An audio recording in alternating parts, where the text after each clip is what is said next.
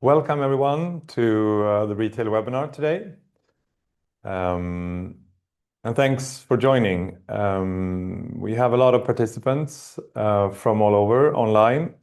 And obviously we're doing it in English today, even though we're Swedish. We have attendees from Sweden, Norway, Finland, and from abroad. So today's webinar will focus on retail store development in BIM. And supporting me today, I have speakers with a long background in retail and BIM. First, Jonas will take over. Jonas from NielsenIQ with global insights from his position, supporting customers using Nielsen's solution. Then Jesper will also be speaking today. He has a very long background, 20 years, more than 20 years experience as a solution expert and business developer within BIM and retail. And then Rickard will also be joining us today. He has led the sales and implementation process on one of our bigger accounts during the last 24 months. So he has some interesting insights from that case.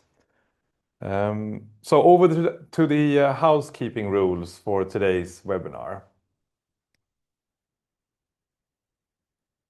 Let's see if we have the technical part supporting us here today. Yes. So remember questions. We have a Q&A after the session. So please ask your questions in the chat. Jonas and Jesper will answer all the questions after the seminar. There is no live or open dialogue during the webinar. The recording will, of course, be shared after the webinar, and your mics and video are of course, muted. And remember to connect. I hope you have more questions in detail regarding your business. So please reach out after the webinar, get in contact with Jesper, Rickard, myself, or Jonas after the webinar. So today's agenda, before I let Jonas take over the mic. Nordic BIM Group, we've focused on BIM and retail. I'd say more focused on retail during the last 5 years. We have a strong customer base in the Nordics with roughly 10,000 users in ArchiCAD as distributor. We've been doing so for 25 years. And this development has been going on behind the scenes with some bigger customers. It's been driven purely from customer input. And it's been all about enhancing processes and supporting retailers better in their ways of working in BIM.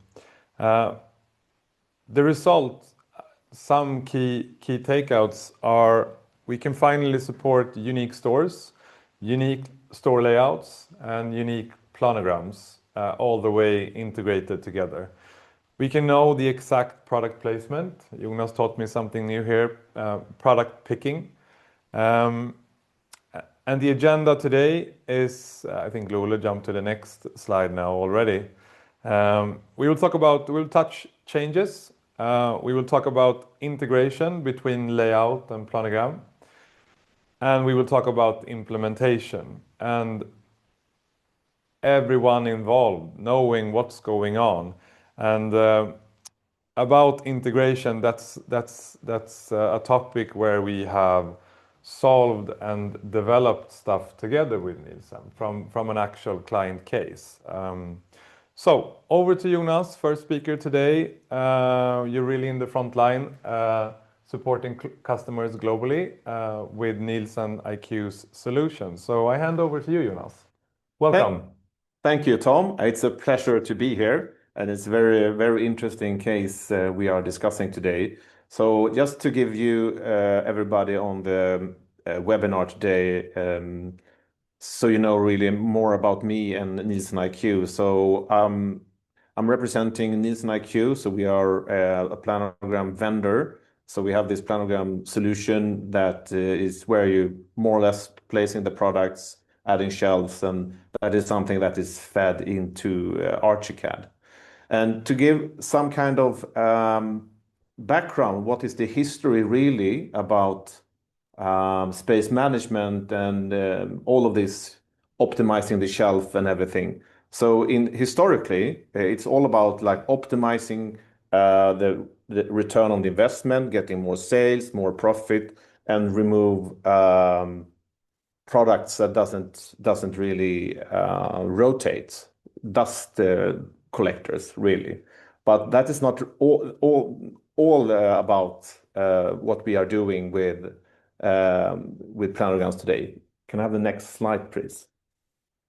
So if we have been talking about sales measurements, store optimization, and getting that like the key value out of the solution, now in the recent years, if I say so, this has been kind of a development. Can you click one more time? So what we see now, what is happening with the planogram evolution, is that a planogram is not just about the return on investment. It starts with your strategies that you have in your head office. This is like how our business should look like in store. And that is fueled down to what assortment you would like to have in your stores. And then we connect that with the stores. So we have the assortment, we have the strategies, and we have the connection to stores. So this is actually something that is going front and back. We get the information from the stores. This is the space we have. And then we create the planograms that fit into that place. So that starts to the next level here, where we have a communication between the store and head office with the assortment and the strategies and with the exact fixtures and everything. And that, when you have that communication, you get refilled exactly how it should be looking like in the store. And that connects us further on to replenishment. You will know exactly what shelves, what products, what the capacity that should be in those stores. And ultimately, this will then lead also to perfect reporting, compliance. So you get in this kind of perfect spot where everything is fluently going from top down, the strategy, assortment to the stores. You have the communication, replenishment, and the reporting. Take the next one, please.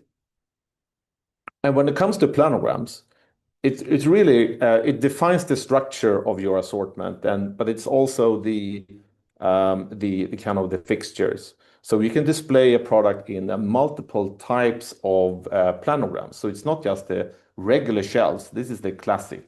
If you go into a regular supermarket, you have shelves with products, or you go into a pharmacy or whatever, we have products on shelves and hanging bars.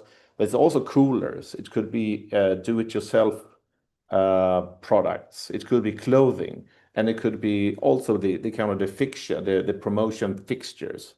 So we have a wide range of different type of planograms. I'll take the next slide, please. So I talked about the different fixtures. So this is the actual planogram that you see where the product's placed, but it also gives you a detailed list of all of the segments, the number of bays, the number of hanging bars. You see the shelves. It could be a display message, and we can also count the number of pegs that is actually used. So you see there, in this case, we have like toothbrushes. So you can definitely then count how many pegs do we actually need in this planogram. We can take the next slide, please. And of course, it's very important that we are making the planograms fit to each store, because this is something you all know, that all of your stores, they are not the same. They don't look like each other. There will be different type of walls, different if they're in a building or if they are like in a regular merch area. So they have some different environments that you need to fit. So this is really important that you can have store-level planograms that contain store-level fixtures and store-level assortment. And this is something that we can do when we have the connection between the planogram and the store. So we can take the next slide, please.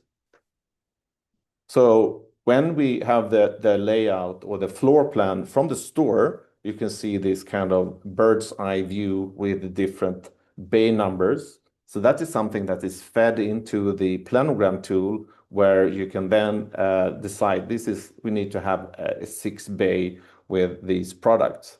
So this would be linked. And when you have this link between the floor plan and the planogram, we have the possibility to, of course, know the fixtures and the assortment and all of that, but you will also be able to track exact location for each item.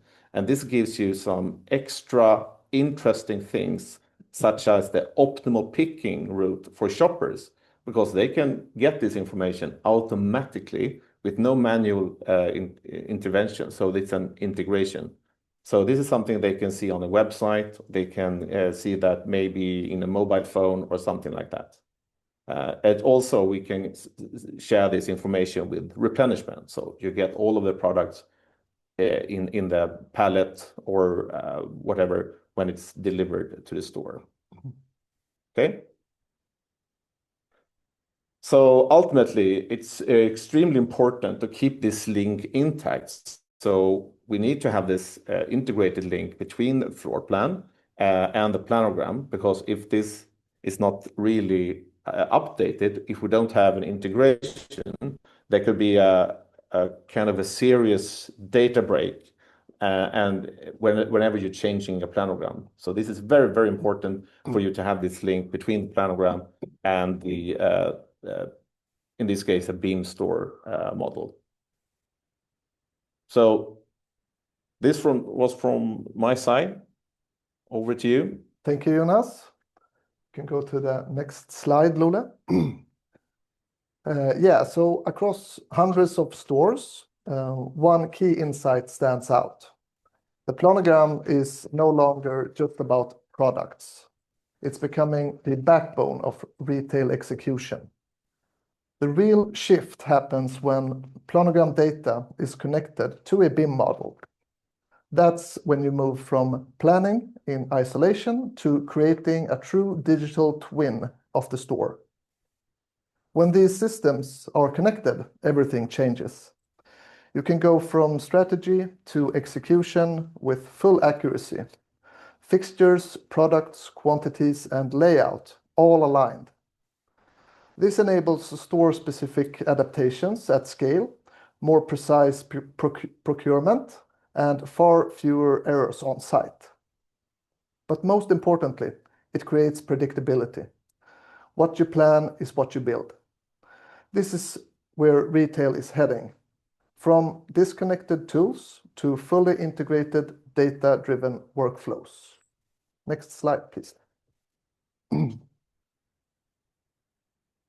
What we see in many retail organizations is what we call the CAD and Excel cycle, where different teams work in different tools.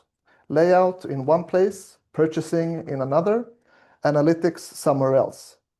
Everyone is working towards the same goal, but with disconnected data.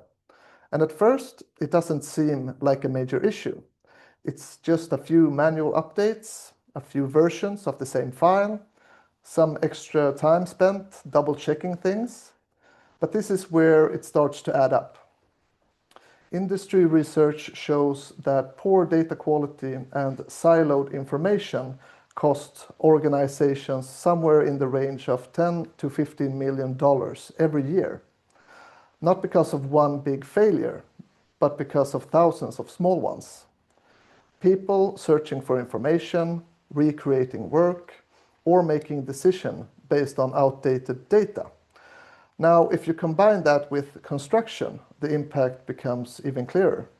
Studies consistently show that around 10 to 15% of project costs go to rework. And those issues often start small, a mismatch in a drawing, a change that didn't carry through, or a disconnect between what was designed and what was actually ordered. Early on, it looks minor, but once it reaches the construction site, it becomes significantly more expensive to fix. So if you're rolling out 15 or 20 stores a year, you're not just dealing with isolated mistakes. You're repeating the same pattern across every project. And that's how small, everyday inefficiencies quietly turn into millions in lost value. This isn't really an IT issue. It's a visibility issue, and ultimately a profitability issue. Next slide, Ola. So, companies within retail talk a lot about digital transformation, but many organizations still work in fragmented ways. Store concepts in one tool, drawings in another, costs in spreadsheets, and coordination over email. That creates friction, slowing things down, introducing errors, and making scale difficult. The problem isn't a lack of tools, it's rather the lack of communication between the tools within the companies. When design, planning, and execution are disconnected, the information breaks down. Changes don't carry through, and rework becomes inevitable. However, the companies we have been working with for the past few years are taking a different approach. They move to a shared, connected data model, linking everything from design to rollout. This is where the idea of design once, deploy everywhere comes in. You create the concept once and then adapt it locally within that same environment. Any change you make is reflected across all stores, connected through both the BIM model and the timeline of the rollout. This ensures that data stays aligned, everyone works from the same source of truth, and large-scale rollouts can be executed consistently. The result is not just greater efficiency, it's a more controlled, high-quality way of operating. Next slide, please. Let me briefly explain the difference between a traditional manual retail workflow and a modern digital approach. In a manual setup, the key issue is that planogram and BIM are disconnected. The process becomes fragmented and relies heavily on manual work. The BIM model is updated by hand, fixtures are often estimated instead of accurately placed, and products are usually not included in the model at all. This results in low and inconsistent data quality.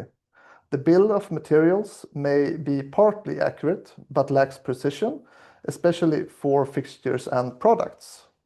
Because of this, errors are discovered late, often on site. This leads to imbalances, reorders, and delays, and ultimately creates risk for the store opening. Communication is also limited, as it relies on static drawings. However, in a digital integrated workflow, the situation is fundamentally different. Here, the planogram drives the BIM model, creating a true digital twin. The model updates automatically from data, fixtures, interior, and products are generated directly from the planogram and validated for fit. This creates a complete and accurate representation of the store. And as a result, the bill of materials is generated instantly with high precision, enabling reliable procurement and precise base store fit-out. Errors are identified early, and communication becomes real-time and data-driven, keeping all stakeholders aligned. In short, the shift from a disconnected manual process with late errors to a data-driven workflow where issues are prevented early and execution becomes predictable. Over to my colleague Jesper. Okay, thank you, Richard. I will try to, in a walkthrough, talk about the points Richard mentioned and also in that loop explain and show you some images. We will start to show how it works today in the BIM model without the external connection with the planogram data, and then go through how it will look like in the integration. Could you show me the next picture, please? Okay, so this is how it works today inside our environment, inside the BIM model, how we manage the fixture, the articles without the planogram data. To do that, we have before or earlier transformed from working with more template-based stores, because it takes too long time to work in unique stores. But with the latest improvements in our systems, we work with unique stores, and to apply the fixtures and the right product, we work in studios. A studio is a department where the visual merchandise people can work to place the right interior, configure them with our smart BIM objects, and also set the number of placeholders, for instance, how many positions of shelves and pins, etc. And after that, they can work with a simplified collection of clothes, if it is clothes or other hardware or product, and place them. You can see it in the image up left, that you can select from a library and place the products in the right places on the interiors. And this is, of course, not products, it's more article types, and you can place both the width of the articles, I mean how many unique articles, but also the depth, how many of each article is placed on each pin or shelf. And all the studios or the departments, different people can work in, and they will save this into our database. So we know exactly how the fixtures and product are placed in each department, on each type of interior, if it is a gondola or a T-stand or whatever. So that is the separate process for the visual merchandiser. Then the store layout can open up each store, the unique store, and actually by pressing an update fixture button, all the fixtures and product will be placed in that specific store after the rule set that is saved in the database. And there is also some rules that explains what will happen if the store department is slightly bigger or smaller than the studio or the mock-up. So it will adapt into different versions or variants of each fitting. And this takes about 1 minute for each store. And you can see down in the middle, different stores get, of course, a little bit different numbers of fixtures and products. And after this, we will also, of course, get the total article data, both width and depth, so we can compare with templates or seasons, for instance. Normally we do this maybe a couple of times a year, because it's a little bit of a manual process, and we don't have any connection with the planogram in this case. But still, we will get a good benchmark of the total number of articles that is possible to place in the store from a layout point of view, and that will also probably be a good customer experience in the walkthrough in the store. And you can compare this data with the amount of, you can compare this article data with the amount of products that will be shipped to each store, and you can see if it makes sense. If it's too much products and you need to go back to the layout people and say this will not fit, and then you can have a discussion and make a good average of this. So this is how we work today without the integration. So let's move to the next slide, and I will explain a little bit of the points that Richard mentioned.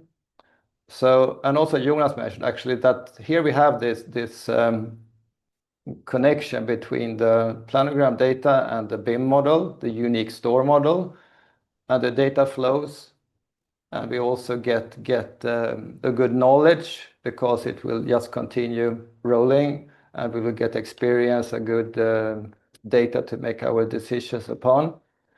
So if we start from top up right, of course the BIM model, we have all data in the BIM model. So from the birth of each store, we'll have the building, the drawings, and the walls and floors and everything. So it's actually a good representation of how it looks like. After that process, you can still see it up to the right. Normally, you move into space management to compare with your style guides, to make all your departments or areas to follow the key values. And you will put those into BIM model spatial objects. And after that, normally you will continue working with the infrastructure of interiors. By that I mean the static parts, as the rail system on the walls, the T stands, the L stands, some big tables, just what layout have time to manage. And this is done. So this is the point where we start to connect with the external data. So the planogram data will continuously feed us with fixtures and products. And this will also happen during time. So the connection, as Jonas mentioned, we have, of course, placed the planogram segments on top of this as a layer in the BIM model. And then the data will come, and we will start to generate the fixtures. And by fixtures, I mean, as Jonas mentioned, all the details, the pins, shelves, and even the signs. So that data will come, and it will populate the BIM model. And our add-on, the retail add-on, will actually place those objects into the stores, and we will get all the shelves and pins and products in the store. And at this time, actually, the BIM model have transferred into a digital twin model, because now time is an important parameter. And time, I mean actually date. A date is set, because planogram is rotated depending on your business. But because this is done automated, we can do it more frequently. It will take probably 4 to 5 minutes to rotate like a normal store. And the planogram data will come, and inside the BIM model we'll see, okay, we have new data, and the operator of that store can say, okay, let show me the update, and then just enter the date. You can go back in time, you can go fast forward in time, and you will see the different data coming, and it will be represented in 3D, so you can see the shelves with or without products. You can get data from it. We can also send, Jonas didn't mention this, but now we talked about products, but we can also send different KPIs or critical data. For instance, we can show what segments or what products are performing well, or is anchor products or something like this. I think the image most down is showing those colorings. So we can get a lot of good support to study the customer path and so on. Then of course this is also updated in the full store. So you can both look at one section or one department, it will go faster. If you look at the full store, it will take some more time to update all the products. But it's all about computer performance, and we feel quite okay in those studies that we have done with big stores. After this is done, we move into the next part, where we actually can combine the automated fixtures and product placements from the planogram system. We can say, okay, in this section or in this shelf, we want to have displayed products. And the visual merchandise people can work exactly as I showed you in the old or in the process without the connected planogram. You can actually say that, okay, remove or replace the planogram representation with more detailed displayed products from CAD objects, where we can actually in detail place whatever we want. It could be a clothes that we changed to a front hang instead of a side hang. It could be hardware or any kind of product, and we will still retain the connectivity with the planogram, but we will store this. So next time the planogram come and say, okay, this section should have display product, we will replace the planogram a little bit more simplified data representation with, or product representation with our detailed 3D objects. So we can do this in a combination. Now we have populated the model with data, and we can anytime also go to send out very detailed and high quality procurements or quantity takes off, so we can actually order the fixtures or see balance between different drops, what we need to fill in the stores when it comes to more pins or shelves or whatever. And this loop is continuously spinning, both the big loop and the small loop with the planogram system, and it gives us knowledge, and we can improve, we can change, we can look back, we can look forward in a better way. Yes, next slide, please. So this gives us some numbers where we improve. We have data from different studies. And I will take my notes here because I can't send this out. For instance, we get about 20% faster project completion. And this is of course very naturally because we have automated processes and shared data. We get 40% fewer construction changes. And it's also the same actually, that we have coordinated data, and we can make sure that everything is actually fitting in the right place. Example could be fixtures, that we get a new product which require a bigger shelf, then the smaller shelf will be replaced with the bigger one. So we are sure that the fittings will follow the drops from the planograms. 10% fixture cost reduction, because now we have high precision and we can actually count on that it is correct. And we don't need to overbuy just to be safe. We could probably minimize the storage of all the shelves and pins and so on. 80% faster cost estimation during the design process or the phases. It's actually, everything is connected, so anytime you can go into that direction and say, okay, give me that takeoff of this and that data, and compare purchases. If you do a new drop, you can say, okay, what is the difference between what we have actually in the store and what we need when it comes to fixtures or signs. Okay, next picture. Slide. This is also happening at the same time that we have regulatory pressures, and it's not so complicated, because when we work in this way, we have the data and we have all the materials we are using. We have minimized waste because we know exactly what we need in different drops if we look forward in time. So we really don't need to do anything. We just need to keep the data updated and add some more data about what type of materials we are using, so we use the right environmental friendly materials and also minimize waste. So all those regulation or requirements that is already here or will come, we are prepared. We don't need to change much, just make sure that we make the right decision and use the right materials and so on.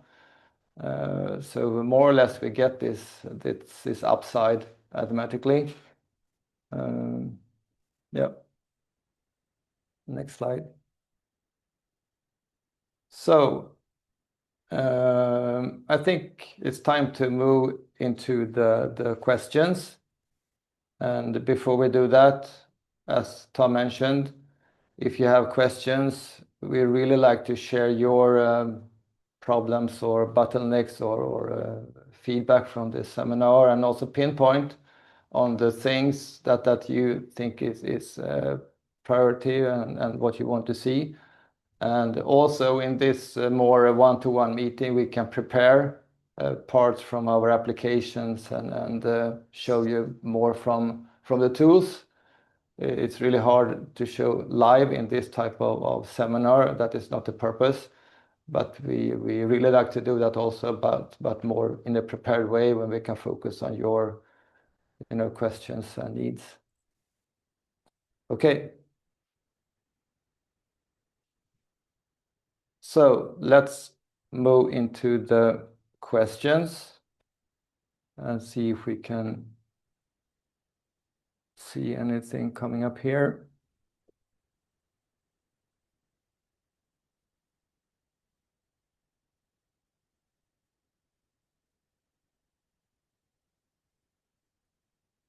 Before we start, we will probably get some questions here. We also have other external data that we start to connect. Just to tell you, we have the planogram data, of course, but we have other external data to get information such as connectivity to web shops where we can order the interiors and fixtures and stuff like this. We also have an open API where you can reach out and access the data out from the system to work in your local data management environment.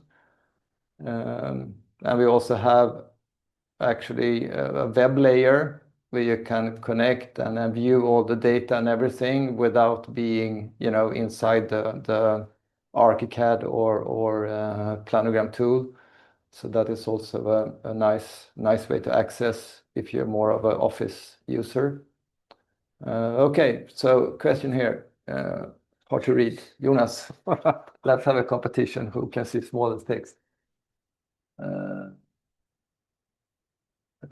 All right, so let me read it then. Yeah. So looking ahead to the next decade, what do you see as the 3 biggest opportunities shaping the future of retail store development, and how can businesses position themselves to capitalize on them?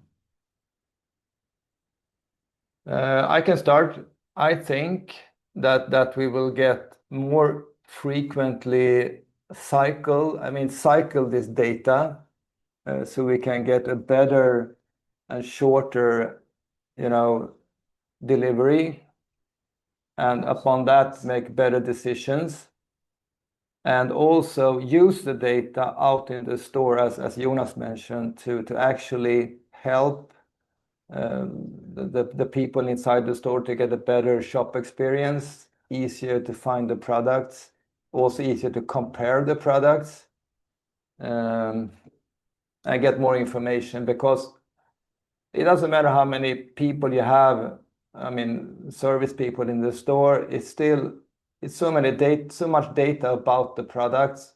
So if we can help to push it out to the customer when the customer is actually standing in front of the products, it will help a lot. Yeah. Do you have any input, Jonas, or other? Yeah, I think you're onto something there. I believe that there are a lot of data out there. The problem is, how are the clients, the retailers, using that data? We talked earlier about this perfect picking, and this is something where we start to combine data.